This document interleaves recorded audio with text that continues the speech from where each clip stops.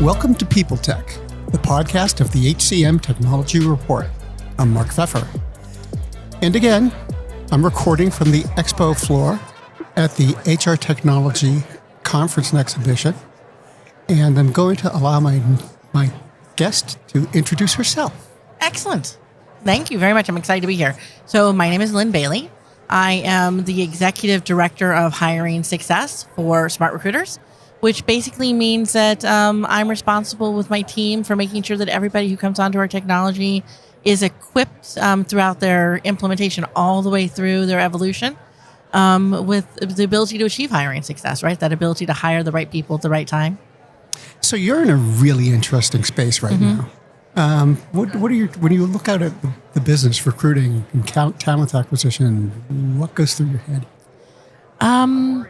So I'll tell you what I'm really intrigued by right now is I think we're at this precipice where there is both an evolution in technology that's happening, organizations who are struggling with the new world of work and what does that mean to them, and what's that going to mean in terms of how they hire, who they're hiring, what they're looking for, and that intersection between them. So I think if you were going to ask me this question 3 years ago, my answer would have been different. I would have said, listen, it's all now about how are we going to leverage artificial intelligence? How are we going to map data most effectively? How are we going to connect our systems so that we're efficient and that we can make smart decisions, right? I think now, post-pandemic, I think the question is, how is technology going to step up to the plate to help businesses think differently about how they hire, who they hire, when they hire, where they hire, and how they equip them to be able to do their jobs. And I think that's, yes, we've been there, but I think we're really going to have to rethink our strategies for how we do it. Do you think most businesses are sort of up for that task? I think they're forced to be up for that task. I think even the ones who think that they're just going to go kind of dial it back to, 2018 and start from there are finding that that's not really working for them the way they hoped it would. So I think that even if they're not clearly articulating that they're having to transform and change the way in which they think about the workforce and the way they think about hiring and mobility and et cetera, they're being forced with those new choices in front of them because employees are forcing it. The paradigm shift has already happened, right? Right. And whether companies choose to participate in that or not, I think is a moot question anymore. I think employees are forcing them to. That's a really good point. I mean, and a lot of people are saying it, that the power has shifted and all of that kind of thing. How is that influencing your business? I think where the biggest change is that, we used to be able to play this game where we would, we would go out there and we would say, okay, as a company, we are going to hire X number of people, and then we're not going to hire them. And right, we treated everybody like widgets, right? And we put all these fancy words around things like candidate experience, and we're going to make this all seamless and flow, and everybody's going to feel good about themselves and employer branding. But the truth of the matter was, it was from a very company-centric perspective that said, how can I use these tools and capabilities in order to get you interested when I need you and only when I need you for what I need you for, right? Very transactional relationship. And I think that in the new world of work, employees and candidates have it's not a game anymore. They really have all the control. And they're not interested in not having the information they want. They want salary transparency. They want simplicity. They're not willing to jump through the hoops that we were putting them through and just saying, well, that's just the way the technology works. So from my perspective, it means as a business and as a technology business in this space, we got to get better at serving the candidate side of the house in order to allow our key customers, which are companies, to be effective. And that really is a switch in paradigm. I really thought that HR Tech had jumped the shark. Yeah. When time clocks started to call themselves experience platforms. Oh, dear Lord. And engagement platforms. Yeah. So how much of what I hear about recruiting tech nowadays is hype versus how much of it do you think is grounded in reality? Oh, that's a tough question. Working in the tech and that side of the tech. Listen, 90% of it's hype. Honestly, right? I mean, if even if we're talking about what we're doing in the AI space, if we talk about what we're doing in the automation space, even the implementation of video into the market, it is still a patchwork set of solutions. It is still not we're not really holistically solving the big problems yet. Now, I'm hoping that we're getting closer to doing it, but it's still I think it's a lot of hype and still the same old. Listen, if as a candidate, right, and I've been one recently, I know other people are out there and have done this, but the application experience has not changed dramatically since the beginning of time, and we know it's supposed to. So why not, right?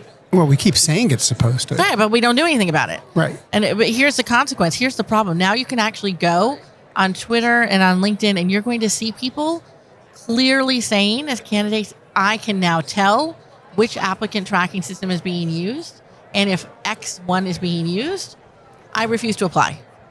That changes the game, right? Because as companies, we used to think, they're just going to do it. They have to, right? Yes, we'll try and make it better and easier and make it more compelling, but there was really no forcing function. The forcing function now is it's not just candidates and employees leaving companies because they're not satisfied with how, when, and where and work gets done and that dynamic. Candidates are now leaving the workforce pool in that same way. So how has that changed Smart Recruiter's approach? I think in the most basic way, it said, listen, we've got to get back to the basics. And there's a lot of stuff you can put on the outskirts of a system and a solution that can make you have all the bells and whistles and feel fancy and kind of have all those pieces. But at the end of the day, if you at your core are not creating a solution that is simple, easy, efficient, and doesn't have a whole lot of bull around it, then it won't work. And so it's really forced us to take a step back and to say, are we building a product? Let's make sure we're building a product and sustaining a product out there that at its core makes it easy to connect people to jobs. And all the other stuff, that's great. And let's partner with people and kind of see how we can connect those pieces in. But it should be a simple application. Let's go back to the basics. Simple application process. Simple, easy for hiring managers to leverage and to use, right? These are all the things we were supposed to be doing and companies said they were doing for years that, we got off on the wayside, right? We got all excited with the bells. So skills must factor in to your thinking. Certainly seems to be factoring into the thinking of a lot more people than it was 2 years ago. Is that impacting your view of the space? Absolutely.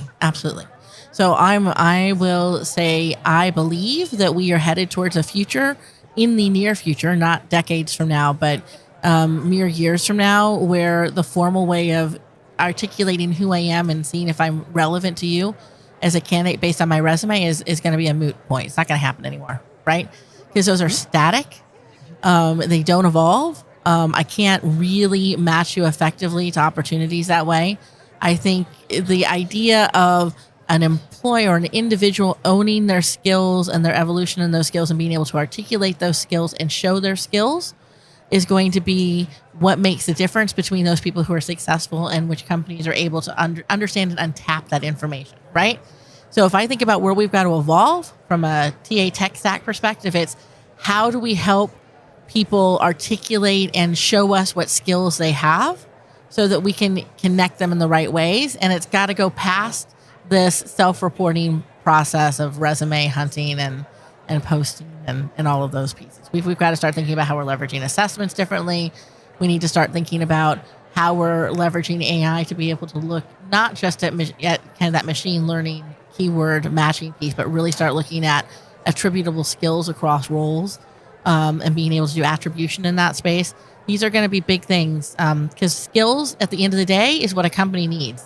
A company needs to understand what skills they need to have, what skills are going to happen in the future, and what people have those skills so they can evolve with the company. And how we capture that information, how we track that information, and how we manage it is going to be central to talent management. I've heard it said that there's 3 ways to get skills. You can build them, you can borrow them, or you can buy them. it's if a company is doing all of those, it's an enterprise, it seems like that would be a really complicated thing to implement, trying to sort of orchestrate full-time people with consultants, with gig people, or short-time people. How does that affect the equation for employers? Are they thinking in terms of, okay, we want 30% to be gig workers and 40% to be full-timers? Or I don't think they really are. I think that we've been playing around this story of workforce planning since the beginning of time, right? It has not. I have not seen out there a company that's really solved the nut on this one. And how can you actually have a clear, visible path to workforce planning? And I think the downstream implication of that is if you have a hard time understanding clearly what you need, it becomes even more complicated then to determine where you're going to get that talent, right? Are you going to buy, build, or borrow? And right now, all those systems that you buy talent from, so your acquisition systems, the build systems, which are all your training and development platforms and skill-based platforms there, and your borrow, which is all of your contingent workforce kind of management platforms, mostly are disconnected.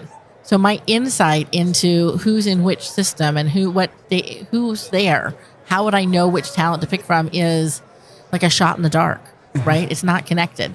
Until that happens, until I can look at it holistically, I don't know how I make decisions in that frame. It is another place that makes me think the employers really have work to do if this is going to work. And my impression is a lot of them aren't doing it. I think they're overwhelmed by it. I think, my experience coming from, working in large technology enterprises for a long time is that the idea of mapping and articulating skills, understanding who has what skills and what skills we even want, almost feels like a bureaucratic pressure test to an organization, right?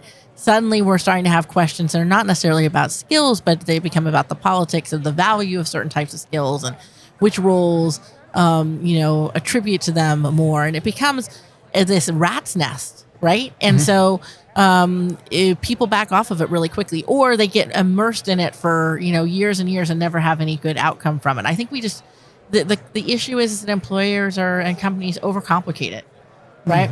And I think where we can go in and start working with companies to help them think about how to think about this in the simplest way, how to take iterative steps to move in this direction without feeling like they've got to bite off the whole enchilada, or if they don't do it, map it completely end to end to end to end, that it will, they can't do something today, right? Like there's a sense that you have to know everything before you can do anything in this skill space. I think that's the wrong story. I think pragmatically, we've got to figure out, start the very basics, right? Job by job. Dear Lord, just start job by job. How many times do we just start with the basics and say, recruiter to hiring manager, what skills do you really need in the job, on your team, and for the company right now to be successful? And let's start looking for people based on those skills, based on these arbitrary factors like education and degree and et cetera. And then we can back ourselves into larger, more complex workforce planning strategies. But waiting until all that's done before you can start making traction is killing organizations. It's too complex. Well, is that an opportunity for platforms like yours? It seems like developing the whole skills approach of a company is pretty fundamental to the recruiting that goes on. I think it is. And my, as I work with customers every day, helping them look at their TA strategies, my answer to them is that, listen, the technology honestly exists out there for you to do these things. We can help you do these things today. It's a question of how are you aligning your business processes and your strategies, the way you're thinking about the simplest parts of your process, and how can we help you do that by leveraging our technology to get there, right? So, for example, like I said, working with them and saying, let's really look at what does it look like to build a skills-based job description? What does it look like to have the right assessment strategy that is not overly complex, but gets at the information that you need that allows you to make smart decisions quickly? We can start today putting those sorts of things into place without waiting for, again, big answers to happen at the kind of Uber HR level. So if you look out a few years, what changes do you see coming to recruiting technology? I think, much like you were saying before, companies are going to need to be able to have a more holistic understanding of their entire workforce. And we're going to have to start looking at more talent management software. When I say talent management software, I'm talking about software that allows me to connect the dots between my gig workforce, my internal workforce, my alumni workforce, my and then my kind of applicant or talent pool workforce. And I have to have full visibility to that, as well as overlaying it with my workforce strategy so that I can then decide how I want to leverage those people. That's true power, right? We start to connect those pieces. And I think we're going to start getting there. Right now, it's through integrations and partnerships. I see lots of companies starting to partner up and start saying, how can we solve some of these problems little by little? And I think we're going to see an evolution over the course of the next few years of more and more platforms being able to holistically address this. In ways that are very talent focused, maybe a little bit different from what's kind of happening in the HRIS space today. Yeah. Lynn, thanks so much for talking to me today. It was awesome. Thank you.